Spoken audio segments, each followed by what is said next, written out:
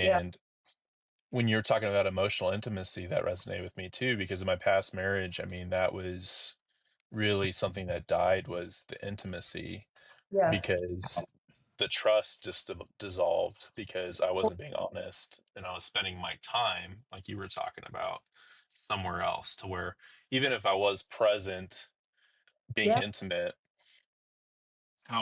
how present was I mentally, or was there something that I maybe I looked at porn the day before or that day, Yeah. and then it almost well, it does, I think, just take away from that intimate moment, right? Because I think about this a lot and I talk about it sometimes, but the time when you look at porn and then when you talk to your spouse about it or your girlfriend, your partner, that all that time is, I think, in the other person's mind, a tainted time of, hey, you weren't being honest with me during Yeah. this whole stretch of Yeah. time.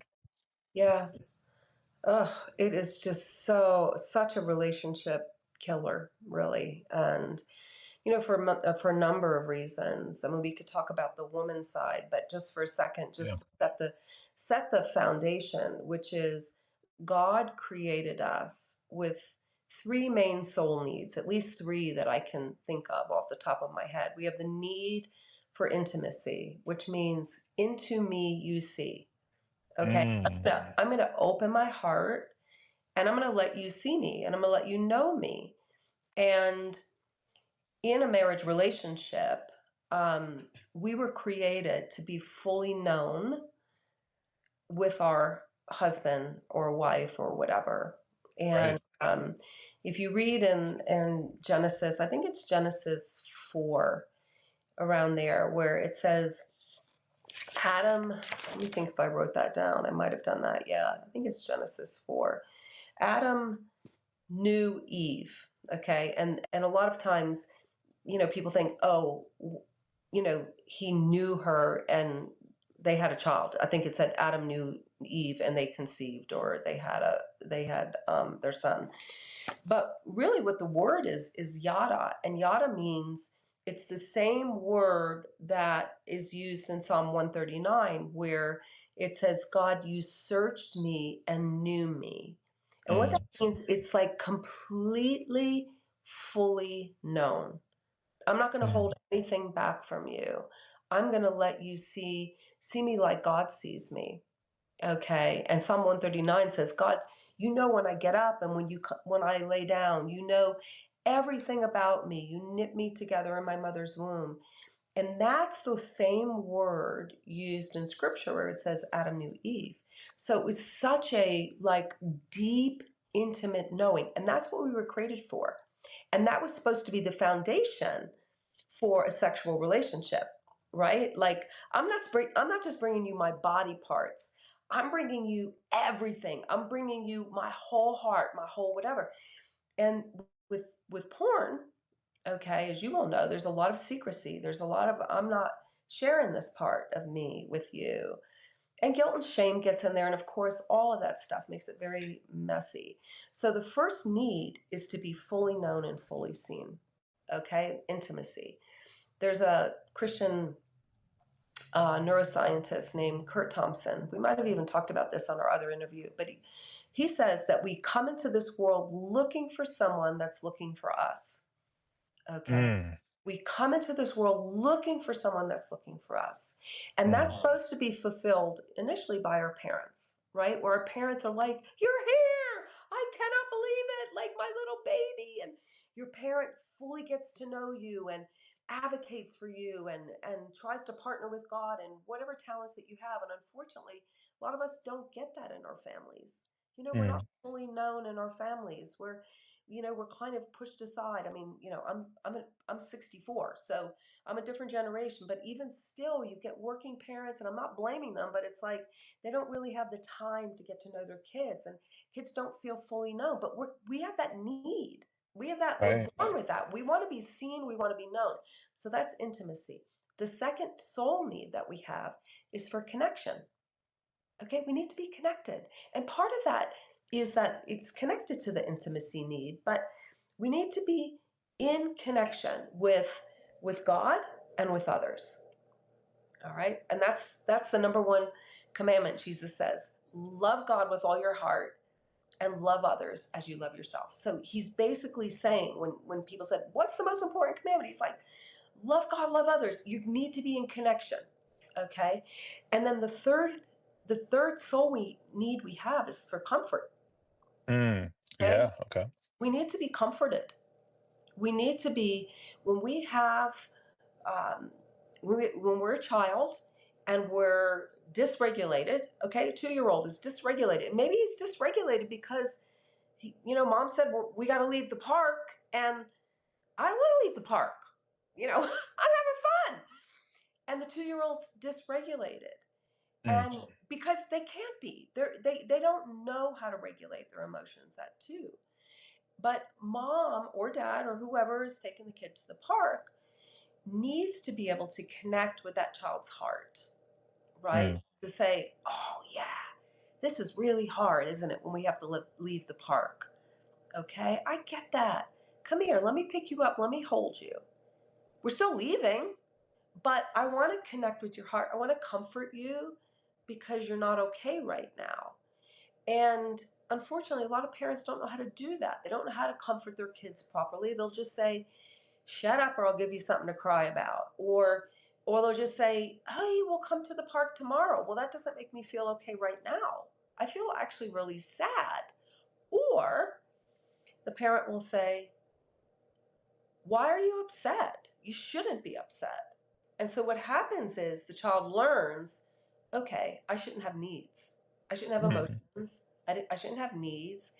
And I wasn't comforted. And therefore, I don't even know how to be comforted, because that's how God made us, is to be able to receive that connection from our parents, to receive that regulation, to receive that comfort. Okay.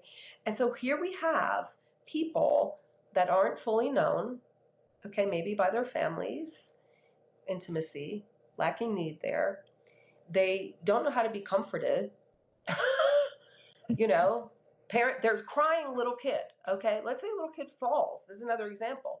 Falls down, is crying, and mom says, you're fine, brush it off, you're fine. Here's my thing: if they were fine, they wouldn't be sobbing. They wouldn't be. They're not fine. yeah. Okay. Or if you tie in the porn analogy, right? If I was fine, I wouldn't be going to porn to comfort me. 100%. 100%. So you don't have the comfort, you don't have the intimacy. Okay, and you don't have that connection, because also porn is very isolating. Very isolating. Okay, so you don't have those deep relationships, and so it sets up this cycle, which is right to use porn to have those needs met, to have my intimacy needs met. Because you can be with the person in the porn thing, and they're going to do whatever you feel like you want them to do, and there's no risk there. I don't really share it's like false intimacy. You're not Yeah. really sharing yourself with that. It's like intimacy without the risk, right? When you're in a married relationship and you let your husband or your wife or whatever see you completely, and you expect that unconditional love back, they're going to love you through your worst bits. But when you hide all the worst bits, right, that's not true intimacy. And so porn is the perfect antidote for that. Okay. But those are valid needs that we have, Mac. They are valid, and it's okay to want to be seen. It's really okay to want to have that connection and that comfort. It's never gonna meet that. Porn's never gonna do that for you.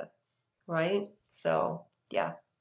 Oh, that's great. So Mm-hmm. intimacy, connection, comfort. Intimacy, connection, comfort. Intimacy, 100%. connection, comfort.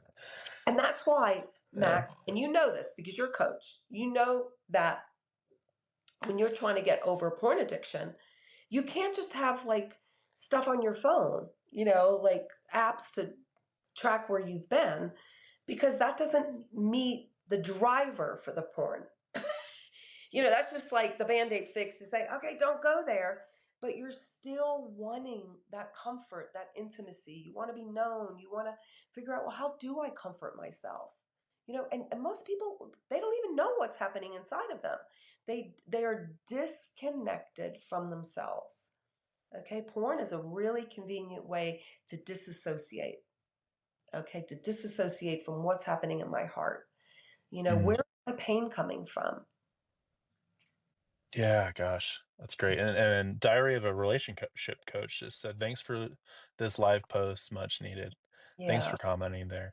Yeah, yeah, that really moves me. That gave me some butterflies, some woo. That was really good. Because I think the I know being in 6 years of recovery and then being addicted to porn for 20 plus years, I think we focus so much on how do I quit it? How do I avoid it? How do I yeah. stop myself from looking at it? But from what I've learned and what's helped me out and has on a day-to-day basis allowed me to build this new sense of identity has been those things really when you really dial it in is that intimacy, connection, and comfort. And like you were saying, I think we have to find that in our personal life. We can't just be relying on other people or things to fill that. We have to find deep down inside, how can I meet my needs so that I'm not going to these substances or to porn? Because, like you said, it's never going to provide that for us. It might seem like that initially. And I like what you had to say about the perfect antidote or whatnot. I've called it like the solution at times because we internalize it as the solution, and that's how it gets so embedded Yep. and cyclical, and to the point of where, like you were saying with your husband, you don't really even realize how deep you are in this and how much it's affecting your relationships Yeah. or your sense of self-worth because it's this almost like this unconscious programmed, hey, I'm bored or I feel sad or this and that. Well, okay, well, let's go look at porn. And then as you're going into it that it's not going to feel good once the deed is done, once you orgasm. It's Yeah. just this completely spent Yeah. energy to Yeah. where you just feel like empty and Yeah. sad and I used to do it. I use the word numb a lot. It was really for me a numbing agent for me to Yeah. where and this was when my marriage was going through dark times, when I was going through dark times, Yeah. but it would only just leave me feeling more empty, Oh, yeah. more sad, alone, isolated, all these words. But then on the flip side, you look at it, and when you are meeting those needs, intimacy, connection, and comfort, it's great. It's a different kind of feeling because it's real and Yes. it's God. It's beautiful.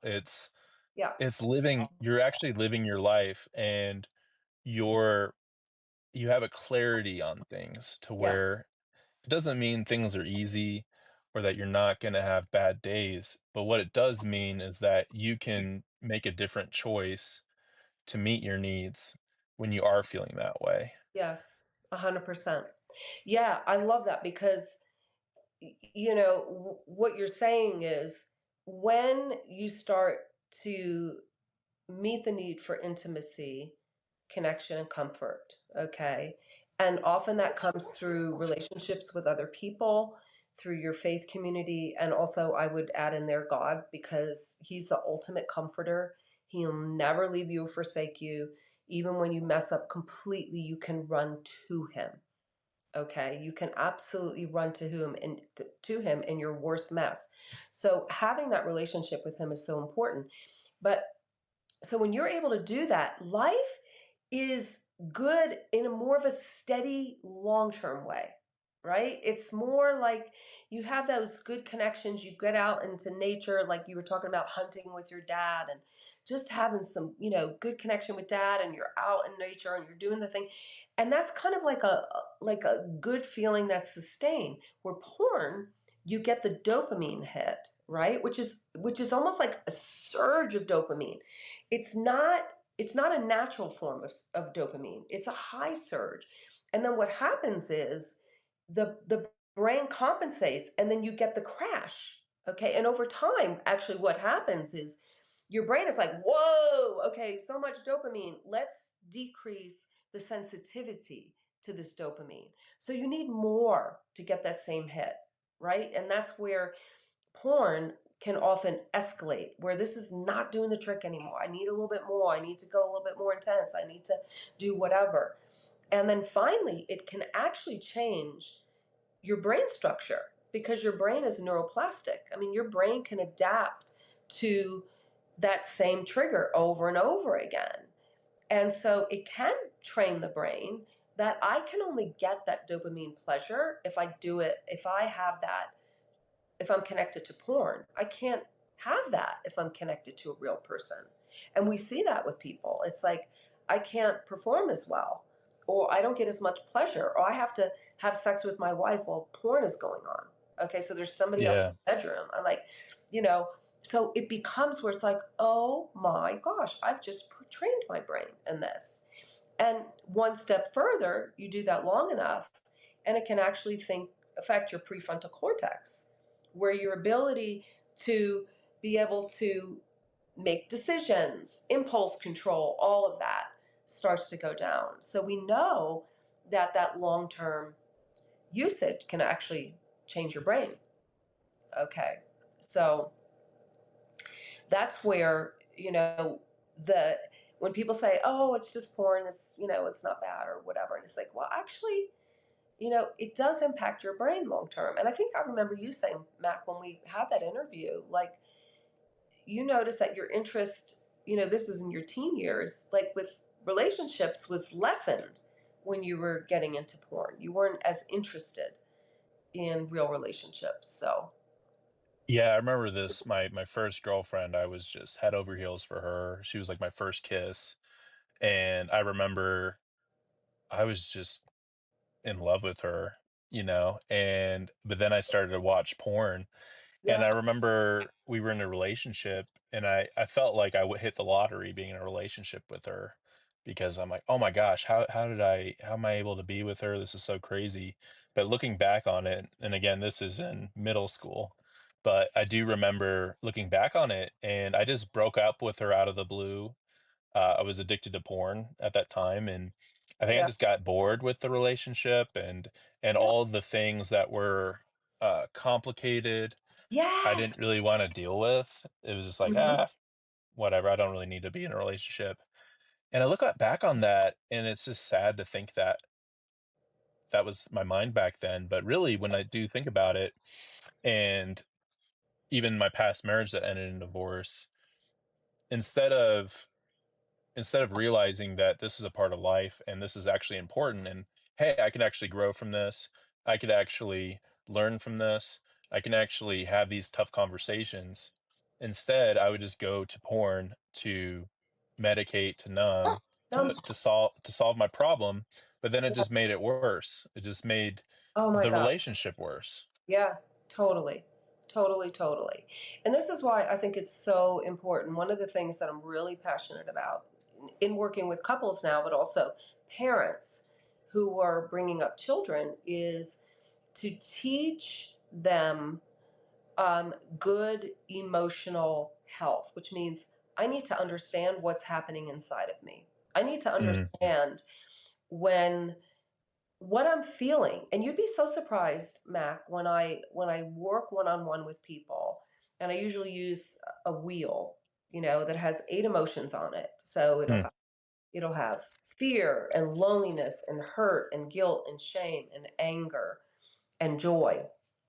And I'll ask them, we'll go through. I'll say, okay, I need to hear, when did you last feel anger? When did you last feel lonely, hurt, sad? And you'd be surprised how many people are like, I don't They know. just don't know. You know, Right. they usually can tap into maybe anger, okay? Mm, Anger is often a secondary emotion, so there is primary anger, but often we get angry to cover up our hurt, our pain, okay? Our sadness, our loneliness, and so we can lash out, and that kind of acts as a protector and it pushes people away. The anger does. But getting people to connect to their own heart so that they can slow down the process. So, in other words, you have that trigger or whatever it is, it's like, oh, I feel like using porn.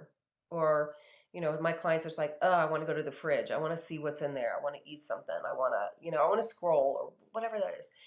It's like, okay, if we can slow that down and just take a minute, you could always use the porn if you feel like you have to. You can always get the ice cream sundae, like whatever. But can we just slow it down for just a minute and see what's going on inside of me? Can you name the emotion? A lot of mm. times it's lonely, it's sad, it's like whatever. And here's the deal, Mac. This is what's so cool about it. When you can name it, you can tame it. Yeah, yeah. Okay? Yep. You have to be able to say, dang it, I am so lonely right now. Or I have so much Ooh, fear. Okay? I have so much fear. I have fear that my marriage isn't going well. I have fear that I'm going to screw up at my job. I have fear that I'm going to, whatever it is. Once you can name, oh, this is what it is. Okay, just even saying it enables your brain to start to process that. Okay, and then once love you that. name it, all right, we can figure out, how do I tame that? Yeah, I can use porn, but it's like putting a square peg in a round hole. It's really not going to fit. It's really not going to take care of that fear. Okay. But if you can slow it down and then just say, beginning, yeah, this is a feeling like I want to use porn because I'm XYZ, that gives you that little bit of space between stimulus and response. And you can make that different decision. Yeah. Yeah, it's a Viktor Frankl quote that's really good about that. I don't know at the top of my head, but it's basically we can regain our freedom in the moments where we can create space between the stimuli and the response. Yes. And what you were saying is the feeling aspect of it is a great place to start, 100%. because if you're not in touch with your feelings, then how are you supposed to really look into the deep roots of this? Yeah. It's all this Yeah. surface level, like you were talking about, like, oh yeah, I can get accountability software, and I can do this, I can do that, I can remove an app off my phone, which I did that many times. There was times where I literally almost bought just like a a lockbox. That happens sometimes with people. They'll put it like their phone in a lockbox. I did a lot of things. I didn't do that, but there were tactics and strategies I used, right? But at the end of Yeah. the day, it's gonna just gnaw at you, and it's gonna pull you back in Yeah. this if you're not addressing what the root of it is and 100%. what you're trying how you're trying to meet your needs, really.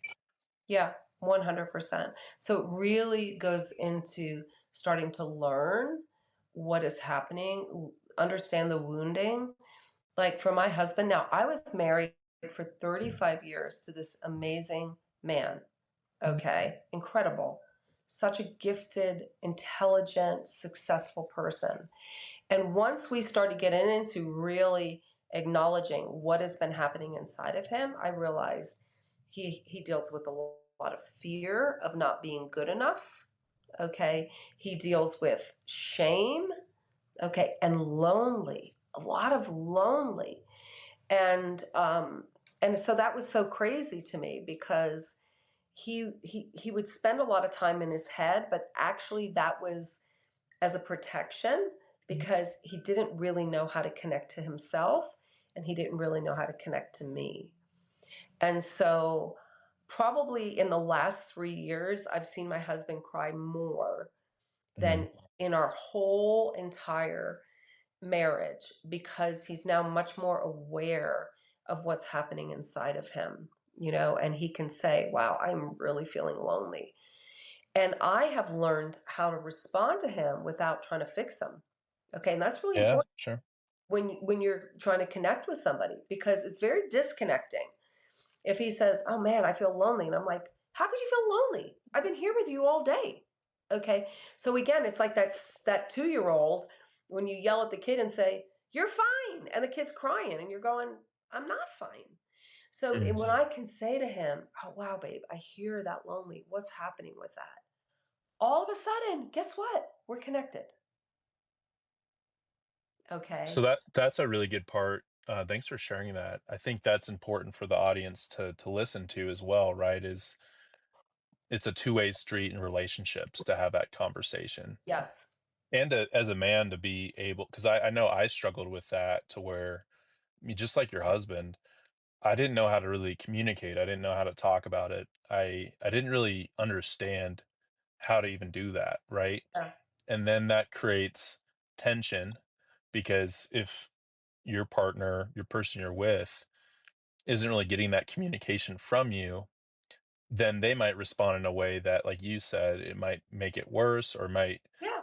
reinforce that isolation and it's almost like a fulfilling prophecy Yeah. to where you just like, oh well, she doesn't want to listen to me and she doesn't care. Yeah. Well, if you're not even able to talk about it or communicate it effectively, then that's probably the result you might get, and Yeah. that's sad. So that's a really good point. Yeah. So I really wanted to talk about having you on. Like I said at the beginning, you're the first woman that I've had on the Porn Free Millennial podcast. So I think it'd be great just to hear from your perspective as a woman, uh, just with porn, just being in a relationship where there is porn, uh, just your perspective on that, perhaps what you see with clients. And I think too, just what are helpful ways for women to work through this in relationships, because I Yeah. know that the term betrayal trauma comes up a lot. Yes. I think it's definitely there's a lot of validity to it. And Mhm. then there's also on the other side of it to where how do you work through that to where it's not just, hey, I was betrayed and this is just going to always be there, but how are like ways that couples can work through that together? Oh, that's such a good point. And it's, ugh, my heart hurts just thinking about the pain for both sides, right? Okay. So, from a woman's perspective, obviously there's issues. Let's just say that the male, her partner, her husband, who whatever that is using porn. And I'm going to address it from a spiritual perspective, okay, to start Okay. with. Because some guys will be like, well, listen, I'm not really cheating on my wife, or I'm not really cheating on us by using porn. But, Jesus specifically says if you look at a woman with lust in your eyes, you've already committed adultery, right? So it is the way we were connected, the way God made us to be able to connect sexually. It has to be in a place of safety and true intimacy, which is you're my guy, you're my gal, and there's going to be nobody else in our bedroom. And Mm, when you bring porn into it, okay, there is a sense of betrayal because spiritually it's the same thing. Okay. And a lot of people don't understand this because they don't look at the spiritual side. Okay. But that's what I do. That's part of what I do is when you connect with another person that's not your spouse. Okay. So you're having an orgasm to watching something or doing something. You are bonding spiritually to that person on the screen mm, or on your phone. Okay. You're forming what's called a soul tie. So you connect with that person. And that's why, you can bring stuff up in your mind. You don't even have to be watching anymore. I can bring stuff up in my mind. I'm connected now to that person. And we're supposed to only have that one bond with the person that we're married to. It says in right. the Bible, the two become one. Okay, you become one. There's something that happens when you have sex in the covenant that the two of you become one. Okay, and Mac, you're gonna appreciate this because I know you're not married anymore. But when you bond in marriage, and it's like gluing pink construction paper to blue. right? And when you pull that apart, some of that pink is going to be stuck over here, and some of that blue is going to be stuck over here. And man, that you have bits of each other stuck to each other. Okay. And that was supposed to keep you together. That's why God did that. Mm. It's like that's Mhm. one of the ways that we can help marriage. Because if you've been married for a while, it's no joke. It's hard work. Okay. Right. It's beautiful, but it's hard. And so the bonding, the connection sexually is partly what God's done for us, is to keep us going. But if you're having all these bonds, every time you watch porn and you're getting connected in the spirit, in the soul, having this soul tie with these people, then all of a sudden the bedroom's getting pretty crowded. You know what I'm Very saying? crowded. It's getting a bit crowded in here because of all these other connections. So in a marriage, it is so damaging because of that, because that's not the way God had intended it. So from the woman's side, it's very hard. Plus, I was working with eating disorders and women I've been doing it for 40 years. There are very few women that are very secure in themselves. Mm. And I think part of it is culture. We're sold a bill of rights, or, like a cultural ideal that unless we look like this, then Yeah. we're not sexy, or we don't measure up. And so there's that um, what's the word I'm looking for? That inferiority, when Mm. your partner or your husband is looking at porn and you're like, well, I totally don't look like that.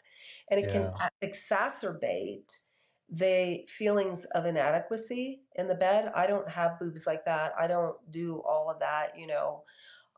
So that can also be a problem of Sorry about intimacy. my phone. No, it's I okay. have it on a suction cup and it keeps dropping. Oh, I hate But that. Yeah. yeah, sorry, Yeah. keep going.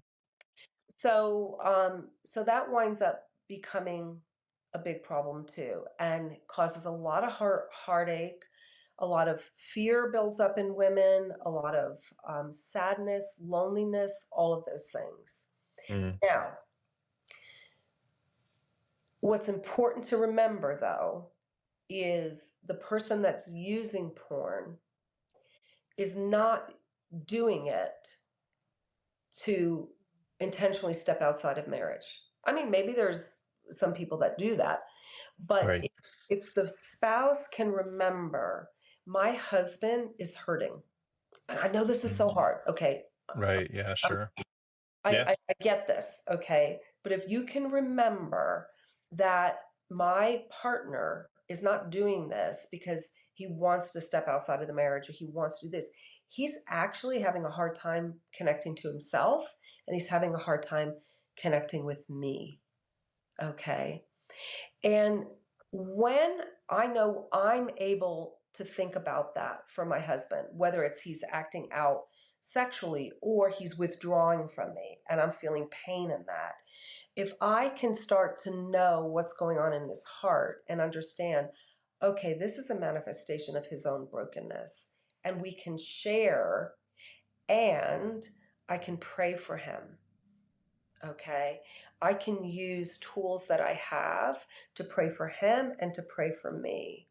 And this is where it becomes really important with betrayal trauma, with the hurt and pain. If you found out, like, oh, my partner is using porn, and you feel devastated over that, which I get it. I Yeah. completely get that.